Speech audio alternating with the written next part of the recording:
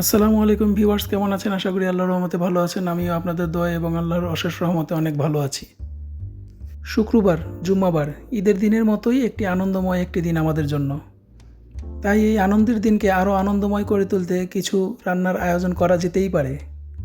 সুস্বাদু রান্না হিসেবে মুরগির রোস্টের একটা সুনাম সারা দেশব্যাপী, সারা বিশ্বব্যাপী রয়েছে।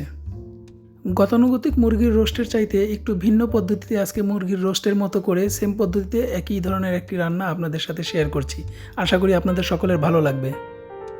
এই রান্নাটি হুবহু মুরগির রোস্টের মতোই রান্না, তবে হচ্ছে মুরগির রোস্ট হয় একটা মুরগির 4 পিস, কিন্তু আমি এখানে একটা মুরগিকে 12 পিস করেছি। আমি এই রেসিপিটিকে নাম দিলাম mini roast recipe. Mini roast রান্না করার জন্য আমি 2টি পরিমাণ সোনালী মুরগি নিয়েছিলাম। রোস্ট রান্না করার জন্য আমি দোকান থেকে প্যাকেটের রোস্ট মশলা নিয়ে এসেছিলাম। রোস্টের মশলার প্যাকেটের মধ্যেই লেখা থাকে কীভাবে রোস্ট রান্না করতে হয়, আপনারা দেখে নেবেন। আর রোস্টের সাথে পোলাও একটি অত্যন্ত আকর্ষণীয় খাবার। রোস্ট এবং পোলাও এটা একে অপরের সাথে জড়িত, সাথে সালাদও ছিল।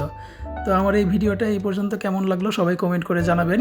সবাই ভালো থাকবেন, সুস্থ থাকবেন। আসসালামু আলাইকুম রহমতুল্লাহ।